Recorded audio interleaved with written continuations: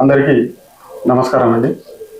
గత 20 సంవత్సరాలుగా వంట మాస్టర్గా తన సేవలు అందిస్తూ చిన్న వయసులోనే ఫాస్ట్ ఫుడ్ సెంటర్ స్థాపించి, అంటే ఫాస్ట్ ఫుడ్ సెంటర్ అనేది కాకుండా ఫంక్షన్లకు, అంటే ప్రతి ఫంక్షన్స్కు, ప్రతి ఈవెంట్స్కు, అంటే చిన్న ఫంక్షన్ ఇది పెద్ద ఫంక్షన్ అనేది కాకుండా ప్రతి ఫంక్షన్కు వంటలు చేస్తూ, అంటే ఇచ్చినంత తీసుకొని అలాగే అందరి మన్నలు కొంటూ, అంటే వంట చాలా బాగా చేస్తున్నాడు అని చెప్పేసి అందరి మన్నలను అందుకుంటూనే ఇప్పుడు ఈ ఫాస్ట్ ఫుడ్ సెంటర్స్ అనేటివి ఏమి లేకుండా ఓన్లీ ప్రోగ్రామ్స్ మాత్రమే చేస్తూ తన వంతుగా అందరికీ సాయం చేస్తూ ఉన్నాడు. తన పేరునే బిర్యానీ శ్రీకాంత్గా పెట్టుకొని అందరూ పిలవడం కూడా బిర్యానీ శ్రీకాంత్ అంటేనే చాలా మందికి తెలుసు.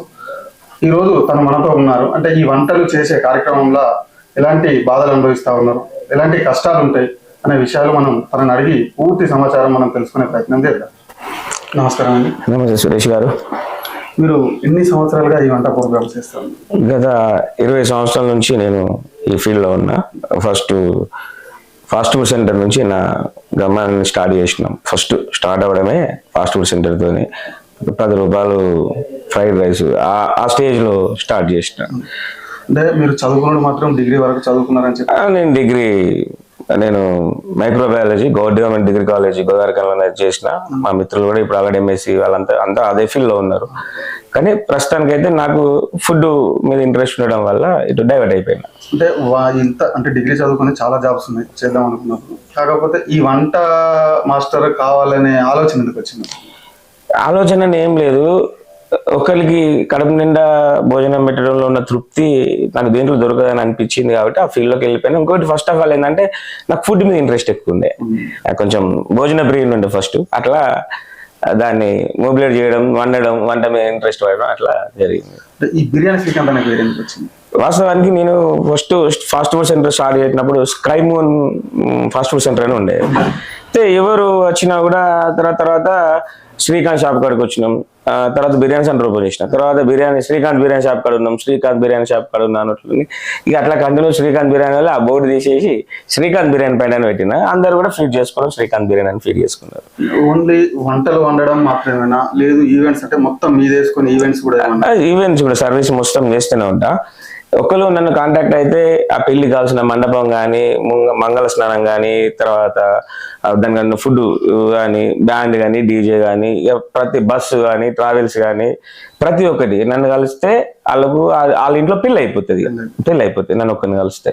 వంట మాస్టర్ అంటే ఏంటంటే ఇవాళ కొంచెం మంది బయట చీప్ గా చూస్తా ఉన్నారు. అంటే మాస్టరు వంట మాస్టరు లేదు, కొంతమంది అనుకుంటారు కానీ వంటలు చేసి ఎంతో సంపాదిస్తారు అనే భావనలో చాలా మంది ఉంటారు.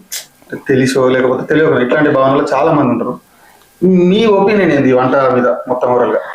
నేను ఆల్రెడీ సింగరేణి లో కూడా నేను చేసిన, డోజర్ ఆపరేటర్ చేసిన, షవల్ ఆపరేటర్ చేసిన. నాకు సింగరేణి లో కూడా అనుభవం ఉన్నది. కాంట్రాక్ట్ బేస్డ్ వర్క్ చేసిన. పెళ్ళైన టైం తర్వాత అందరూ కూడా ఈ వంటలు అనుడు ఏంది చీప్ గా చూడడం జరిగింది. వంట అనడం అనేది ఎవరైనా వండుతారు.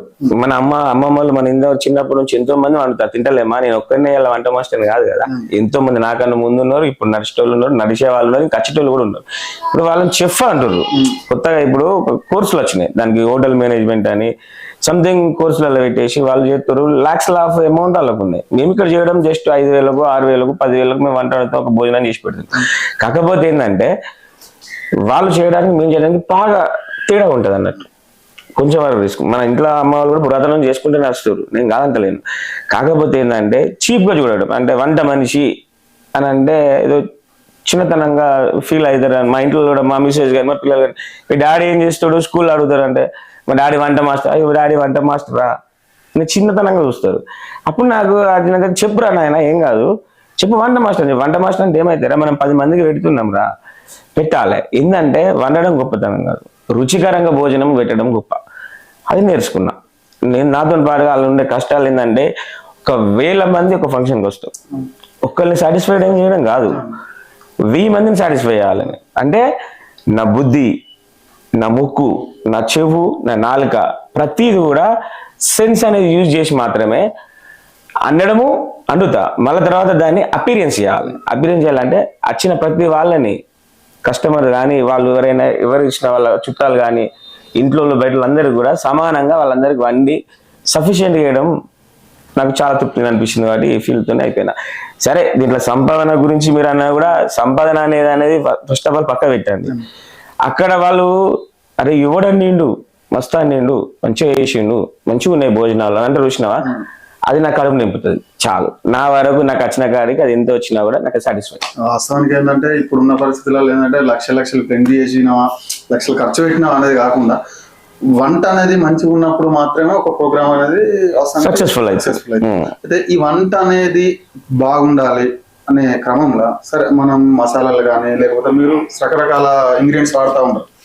మనం ఇంగ్రీడియంట్స్ అనేది మనం ఓన్గా ప్రిపరేషన్ చేసుకుంటే బాగుంటుందా, లేదు మనం మీరు రాసిన షాప్ నుండి కానీ లేకపోతే ఏదైనా తెచ్చుకుంటే బాగుంటుందా? వాస్తవానికి నేచురల్ పద్ధతులనే బాగుంటాయి. నేచురల్ పద్ధతుల్లో అల్లం వెల్లిపాయ పేస్ట్ కానీ మసాలాలు కానీ లవంగా మసాలా అంటే పెద్ద రెడీమేడ్ బుచ్చులు అవి కాదు. లవంగాలు ఇలాచీలు పట్టా సాజీరా ఇవి ఉంటాయి. ఈ నేచురల్ మసాలాలు ఏవైతే వాడుకొని మనం వేసుకుంటామో వాడితోనే ఫుడ్ టేస్ట్ అని వస్తాయి. ఇంకొకటి దీంట్లో కష్టం అనేది కూడా ఉంటది.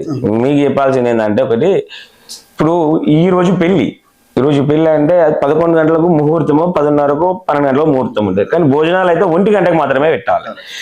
నేను ఎన్ని గంటలు లేవాలి? కొద్దిగా 4 గంటలు లేవాలి. నేను వంట చేయాలని నాకు 4 సపోర్ట్ కావాలి, 2-3 బోలు కట్టేటోళ్ళు కావాలి. నేను 4 గంటలకు లేచి వాళ్ళందరికి ఫోన్ చేసి లేపంగా లేస్తారు. లేచి 5 గంటల వరకు లేస్తారు. లేచిన తర్వాత వాళ్ళని ఎక్కించుకొని చాయ్ రాయిపించి వీళ్ళని తీసుకుపోయి ఫంక్షన్ హాల్ కాడికి పోయి, అదే ఇంటికాడ పోయి 6 గంటల వరకు ఈ సెటప్ అంతా పోవాలంటే నేను ఫస్ట్ 4 గంటలు లేవాలి. లేచిన తర్వాత అలా పోయి తలకాయ ఉంటుంది, బోటి ఉంటుంది, వెజిటేబుల్స్ కర్రీస్ ఉంటాయి, మటన్ ఉంటాయి, రైస్లు ఉంటాయి, అన్నీ ఉంటాయి. ఇవన్నీ చేసుకుంటే 12 గంటల వరకు ఇది అయిపోతుంది. మార్నింగ్ టిఫిన్ కూడా పెడతాం, ఉప్మానో లేకపోతే సంథింగ్ ఏదో ఒకటి ఫుడ్ అరేంజ్ చేస్తాం. దీని తర్వాత 1 గంటకు లంచ్ స్టార్ట్ అయినప్పుడు అక్కడ వాళ్ళు స్టేజ్ మీద ఉంటారు. ఇక్కడ భోజనాలు నడుస్తాయి. వాళ్ళ చుట్టాలు తెలియదు. ఇప్పుడు అమ్మాయి వాళ్ళు ఉంటారు, అబ్బాయి వాళ్ళు ఉంటారు, పిల్లగాని వాళ్ళు ఉంటారు, పిల్లగాని దోస్తులు ఉంటారు, అమ్మాయి వాళ్ళ చుట్టాలు ఉంటారు, అబ్బాయి వాళ్ళ చుట్టాలు ఉంటారు. అక్కడ ఎవరు అనేది మనకు తెలియదు, వస్తూ ఉంటారు. కానీ అందరికీ ఒక సమానమైన భోజనాన్ని మనం అందజేయాలి. ఒక్క మాట అన్నా కూడా అది ఏమంటారు అంటే ఫంక్షన్ ఫెయిల్ అవుతుంది. కాబట్టి మేము అక్కడ నేను ఉండాలి.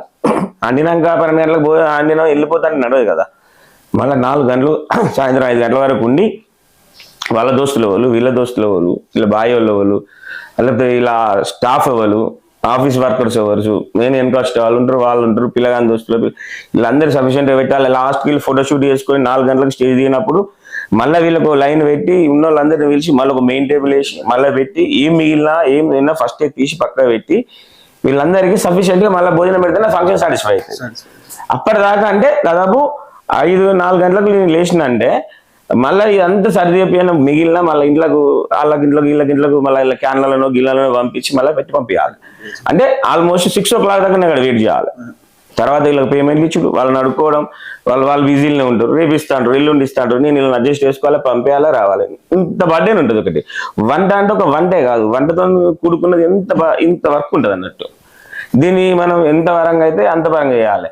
ఇంకొకటి ఎప్పుడు కూడా ఈ ఫంక్షన్ హాల్లో పెడితే అవుటర్స్ ఎక్కువ క్యాజువల్ గా అవుటర్స్ అంటే వాళ్ళు ఉంటారు కాబట్టి మనం పెట్టేదే కొంచెం అవుటర్స్ ఎక్కువ అంటే కొంచెం ఎస్టిమేషన్ ఎప్పుడు కూడా ఎక్కువ వేసుకుంటే బెటర్. కొంచెం మిగిలినా కూడా బెటర్. నాకు తెలిసినంత వరకు నేను ఇప్పుడు ఇన్ని సంవత్సరాల నుంచి వంట చేసినా కూడా మన ఫుడ్ అనేది క్వాంటిటీ మిగిలింది అనుకో, అన్నద పిల్లలకు కానీ అవసరమైతే ఒక కిలో ఎక్కువ వేసుకోండి అంతే. కొంచెం మీ పేరు మీద ఇప్పుడు మీరు ఫంక్షన్ చేసుకుంటారు, మీకు మిగిలిన కూడా అన్నద పిల్లల ఆశ్రమం కానీ వృద్ధుల ఆశ్రమం కానీ ఏమైనా ఉన్నాడో మిగిలిన నేను డొనేట్ చేసి వాళ్ళకి ఫోన్ చేస్తా, వాళ్ళు తీసుకెళ్తారు.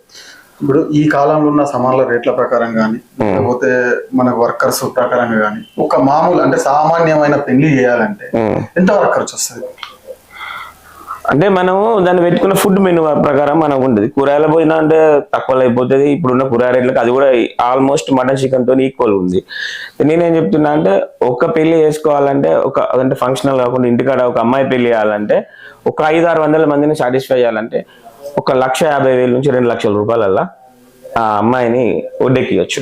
అంటే మీరు ఈవెంట్స్ ప్రకారంగా అయితే అంటే వాళ్ళు అంటే అమ్మాయి తరపు వాళ్ళు అబ్బాయి తరపు వాళ్ళ సంబంధం తెచ్చుకోకుండా ఒకవేళ మీరు ఈవెంట్ చేయాల్సి వస్తాయి అంటే మొత్తం టోటల్ ఈవెంట్ తీసుకుంటే మామూలు ఒక 500 మందిని భోజనం పెట్టాలంటే మీరు ఎంతవరకు ఛార్జ్ అవుతుంది? మీరు వాళ్ళకి ఏం సంబంధం లేకుండా వాళ్ళకి ఖాళీ తయారచ్చి వాళ్ళు ఉంటే సరిపోతుంది. మార్నింగ్ టిఫిన్ కాంచేయాలి, లంచ్ నైట్ పోయేదాకా విత్ భరత్ తోని అంటే విత్ డీజే తోని ఇలా మొత్తం 2,50,000 2,50,000 రూపాయలల్లా వాళ్ళకు ఒక 500 మందికి మటన్, చికెన్, కూరగాయల భోజనము, band, tent house, catering boys అందరు 2,50,000 నేను మొత్తం చేయగలుగుతా. అంటే వంటలు వండిరు, చిన్న వంటలు ఉంటాయి, పెద్ద వంటలు ఉంటాయి. తర్వాత ముందు మీరు ఏమేమి ప్రోగ్రామ్స్ చేయాలని అనుకుంటారు? వాస్తవానికి చాలా మంది ఇప్పుడు ఇండ్లలో వంట చేయడం కానీ ఫంక్షన్ల వంట చేయడం వల్ల చాలా మంది కొంచెం అభిమానంగా అంటే గొప్పతనం కానీ కాదు, చాలా మంది ఫోన్ చేసి శ్రీకాంత్ మొన్న చేసింది బాగుంది, మొన్న నువ్వు చేసిన పులిహోర బాగుంది, మొన్న చేసిన సాంబార్ బాగుంది, ఏం వేసినావు, ఎట్లా చేస్తున్నావు అని అడుగుతారు. కాబట్టి నేను ఏం చెప్తున్నా అంటే నేను కూడా ఈ కంచెలు కొంచెం మెను అనేది అంటే ప్రతి మసాలా వంకాయ కానీ, సాంబార్ కానీ, పన్నీర్ బటర్ మసాలా కానీ కొన్ని తిన్న కడవలు నన్ను మళ్ళీ ఫోన్ చేసి కూడా అడుగుతారు, ఎట్లా చేసినావు, మొన్న మమ్మల్ని ఎట్లా చేసుకోమంటావు, మటన్ మొన్న బాగా చేసినావు, చికెన్ ఫ్రై బాగా చేసినావు, బోటి బాగా చేసినావు, ఇట్లా సంథింగ్ క్వశ్చన్స్ ఫోన్ చేసి అడుగుతారు. అందుకే ఈ కంచెలు నేను కూడా ఒకటి చిన్న యూట్యూబ్ ఛానల్ స్టార్ట్ చేద్దాం అనుకుంటున్నా. అంటే డబ్బుల కోసం అని కాదు, ఈ అన్ని వీడియోస్ అందరికి అక్కడికి వస్తాయి అని చెప్పేసి, అంతే ఇలా ప్రయోజనం కోసమేం కాదు, అందరికి ఫ్లేవర్ ఎట్లుంటది. బుడకాకరకాయ అడుగుతాను నేను మొన్న అంటే చాలా మంది ఉన్నారు, వాళ్ళకి వెజ్ వెరైటీ పెట్టిన బాగుంది ఎట్లా అంటారు శ్రీకాంత్ చెప్పి అని అడుగుతారు.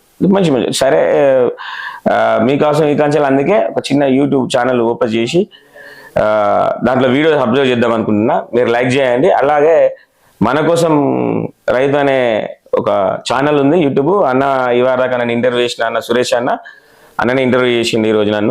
అన్నకు స్పెషల్గా థ్యాంక్స్ చెప్తున్నా. అలాగే ఆయన మన కోసం రైతు అనే యూట్యూబ్ ఛానల్ కూడా మీరు లైక్ చేయాలి. అలాగే ఇక ముందు నుంచి మా ఇద్దరి ద్వారా అనేక కార్యక్రమాలు వంటల గురించి కానీ సోషల్ యాక్టివిటీస్ ఏవి ఉన్నా కూడా మేము మా ఛానల్ ద్వారా అప్డేట్ చేస్తాం. అలాగే ఇన్ని రోజుల నుంచి నాకు సపోర్ట్ చేసిన ప్రతి ఒక్కరికి పెద్దపల్లి కానీ, కరీంనగర్ కానీ, గోదావరి కానీ, మంచిర్యాల కానీ, మంతిని కానీ అన్ని ఊర్లలోకి అందరికీ నేను చేసుకుంటూ వచ్చిన మీ అందరి అభిమానానికి మీరు ఇప్పటిదాకా నన్ను నా చేతితో ఎంతో మందికి పెట్టిన మీరు అందరి ఆశీర్వాదాలు నా మీద ఉండబట్టే నేను చాలా బాగున్నా. ఇకపైన ఎప్పటికి కూడా మీ అభిమానం ఇట్నే ఉండాలి. నేను కూడా మీకు ఎప్పటికీ ఎల్లవేళలా సాయం చేసుకుంటూ ఉంటా. Thank you so much.